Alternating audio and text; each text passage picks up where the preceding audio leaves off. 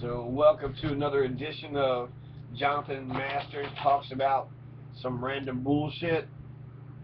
I'll be your host, Jonathan Daniel Masters Gripshover. Uh, sup. So I wanted to do like 3 or 4 things. I'm going to read this little speech I made in a Karen Dunnigan class at Spalding University about wrath. A Howard McEwen book. This guy's actually from Bellevue, Kentucky, northern Kentucky. It's about William Justice Goebel. William Justice Goebel is this New Dealer, this guy. I'll just read the thing for an introduction. Okay. So, I'm William Justice Goebel. I'm a German Kentuckian. I was born in 1856 in Pennsylvania. My parents immigrated here from Germany, and my father fought for the Union during the Civil War. And I remember when John Hunt Morgan and his fucking Confederate raiders came close to our farm, my mother went into shock and she crapped all over herself.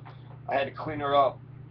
God, I hate those goddamn Confederates. We lost our farm after the war and came to Covington as a beggar family, living in a church with other German immigrants until we could find work and housing. I'm the first New Dealer in America. I'm the only governor to be assassinated in America. I'm William Justice Goebel, the first New Dealer before FDR, the first New Dealer before Franklin Delano Roosevelt. I wrote the current Kentucky Constitution in 1891. My last words is, I am brave, fearless, and fiercely loyal to the common people, the poor man, the working class, the farmer. So Section 4 of Kentucky's Constitution got into the Constitution of 1891, which is the current Constitution today, because I made sure it got in there. And Section 4 of the Constitution legitimizes revolution to make sure that the government always guarantees the Kentucky people their peace, safety, and happiness. I fought against the textbook monopolies. Kentucky was paying twice as much for textbooks as Indiana was paying. I fought for women's right to vote, black people's right to vote. The new German and Irish immigrants should have a right to vote too. One nation, many people, e pluribus unum. I fought for labor unions because I'm a friend of the working man. I fought against the toll roads and toll bridges because I'm a friend of the poor man and the farmer. I also fought against the L&N railroad monopoly. Okay? And I'm no good at speeches. I'm cold, I'm rigid, I'm just about the numbers, the statistics, just the cold calculations. I don't have any friends, nor a wife, nor children. I got many enemies.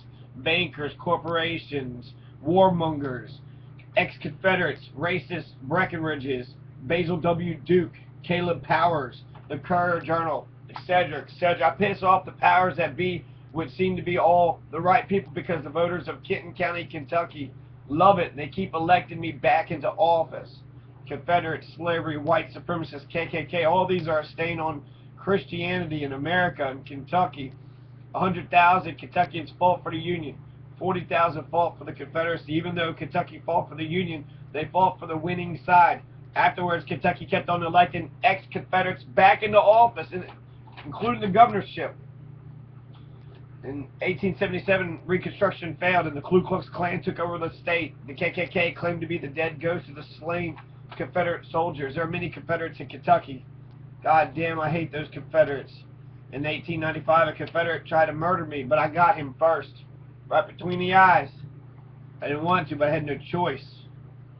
That's how the book starts, actually. There's a story about him and a guy named Stanford. Right, so William Justice Goebel and Stanford run into each other, and then dude pulls the gun out first on him, shoots, and supposedly William Justice Goebel's got a hole through his jacket.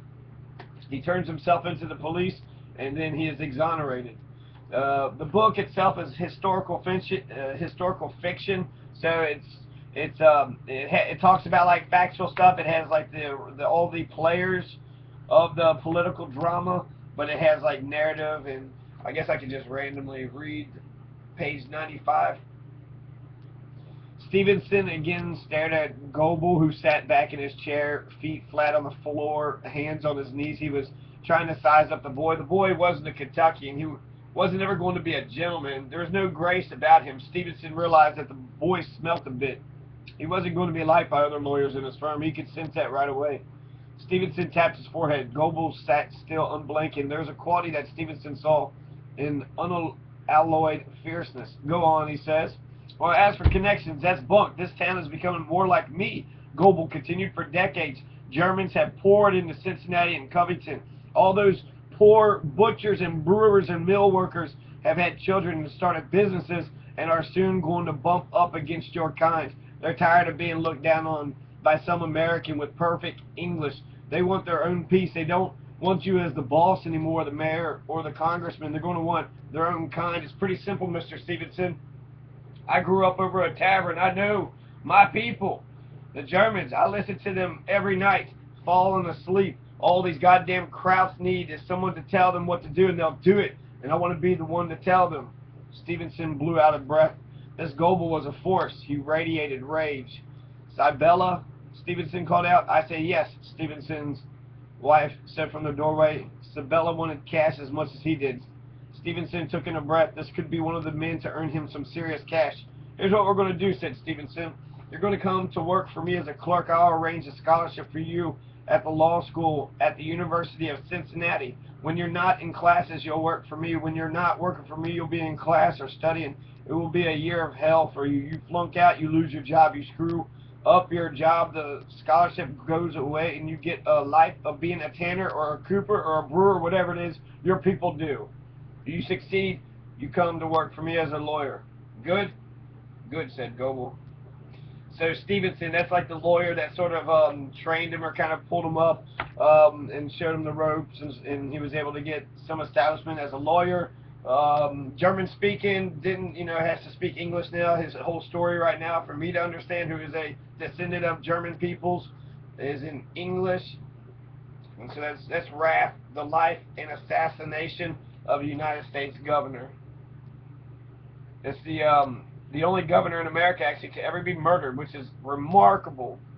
How many governors have we had? I mean, like in Kentucky, we've had like way more governors than what we've had presidents, or at least it feels that way. It's like every 2 years we had a new governor.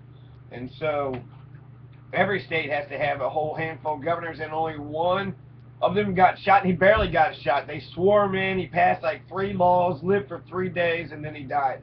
So he was governor for 3 days, and it was actually probably on some bullshit. It seemed like he lost the election, but he got some legislation and some judges to rule some shit, and so basically he got his way, especially after he got shot. After he got shot, that's I think that's when he became governor, and he survived for several days, and then he died at the very end. I don't know if I was, it feels like that's what it is. Okay, so yeah, that was my book talk for Karen Dunn Gibbs class. I got an A for that. Right, here's some encouragement from Barbara Foster from EDU 514 Classroom Management. Right, there's some real strong bonding that was going on. She gave everybody goodbye notes, She's like, I want you to be a teacher who inspires curiosity, motivates your students to learn in a safe, positive, engaging learning environment. Don't forget to model leadership for our students. Right. I took that as an insult. What the fuck? She said I'm not a good fucking leader. Who do you to fucking judge? You're an asshole. You're an oppressive. Okay. So I wanted to do the William Justice Goebel thing. I wanted to do a few passages from the America's Liberation Education. So I wrote a 92-page document, right? So this is the greatest class I've ever had. Was when I was able to plot my own educational program, and then I would basically use the teacher as an administrator to make me do the things that I wanted to do anyways. So sort of like a personal motivator, like a I don't know, whether it's athlete people who like, a personal trainer, right?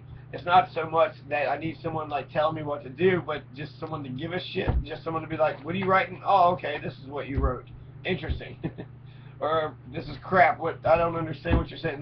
What is this? You're insane, right? This makes no sense. Or brilliant. Let's get this published.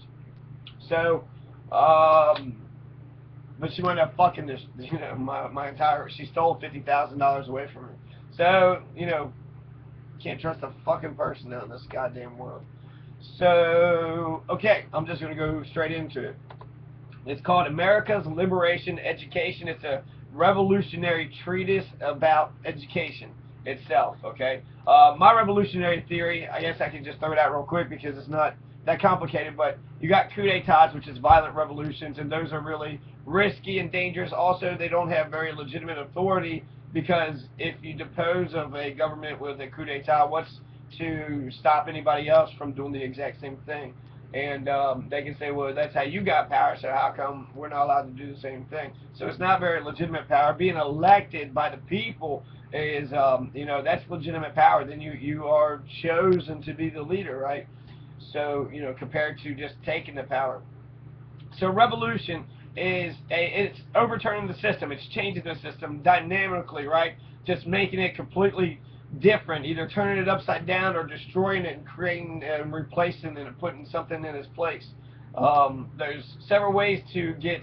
There's like a national, a national revolution where the people, a big mindset changes amongst the people. And so after the revolution, the conditions before and the conditions afterwards are starkly, substantially different. So the revolutions, I think, can come in. You can have a change in leadership or a change in the constitution. So if a coup d'etat, essentially that would just be the murderer would be declaring himself king, and then his people would be the court, right? If you was to get elected legally, right, if you were to go the peaceful route of changing the Constitution or of getting elected, then you would be able to be in a position of power to where you can sort of use your power to undo the system, right, to sort of wind it back a little bit and to be a check upon itself, which I think is like a Ron Paul, Cynthia McKinney, some of the other ones. And I think it's important actually to have at least one designated oppositional person just to say no to every idea in every meeting, just because they can, just because to stop mob mentality or groupthink, to always put a check on any idea that's out there. So, oh man, I don't know where I was going with any of that. So I'm just going to read America's Liberation Education, okay, page 1, and I guess I'll get through maybe one page. Freedom itself was attacked this morning by a faceless coward, and freedom will be defended. George W. Bush, September 11, 2001. After 9/11 for the War on Terror, Baby Bush started his own doctrine of preemptive warfare against Saddam Hussein under the Orwellian named Operation Iraqi Freedom. When it became apparent that Saddam Hussein had no WMDs, the emphasis of the war changed from self-defense to freedom and democracy. The Abbé de Saint Pierre called men big children. One could reciprocally call children little men. These propositions have their truth as sentiences phrases. As principles, they need clarification. But when Hobbes called the wicked man a robust child, he said something absolutely contradictory. All wickedness comes from weakness. The child is wicked only because he is weak. Make him strong, he will be good. He who could do everything will never do harm. Of all the attributes of the all-powerful divinity, goodness is the one without which one can least conceive it. All peoples who have recognized the two principles have always regarded the bad as inferior to the good. If they had done otherwise, they would have been supposing something absurd. So when you can do anything and everything, why not be good and help other people be decent? Like you say, wow, I have the ability to make any decision in this world that I want to. I'm going to be a menace to society. I'm going to be, a terrible human being. That would be ridiculous, okay? So when people when you make the child strong, they think things for themselves, and eventually they will weigh out the good outweighs the bad. And by making them strong, by giving them their own pangs of conscience, you will actually make the child good. In order for nonviolence to work, your opponent must have a conscience. The United States has no conscience. Stokely Carmichael, Black Power. If there is a revolution, if there's a country that's committed unspeakable atrocities in the world, it is the United States of America. They do not care for human beings. Nelson Mandela. In graduate school, it became a place that I hated, and I started dreaming of other ways and other You know, why can't learning be fun and exciting? Why does it got to go on, drolled and on and on? In Spalding University, we had these tiny, small classes. We could have been friends. We could have been, you know, colleagues and professional professors teaching each other, giving each other advice and trying to, you know, better each other. Instead, we all just sat down like stupid fucking sheep waiting for, you know, orders to be slaughtered. And you hear everybody get up and fucking put on a demonstration dance for me, shuck and jive, and make sure you fucking smile.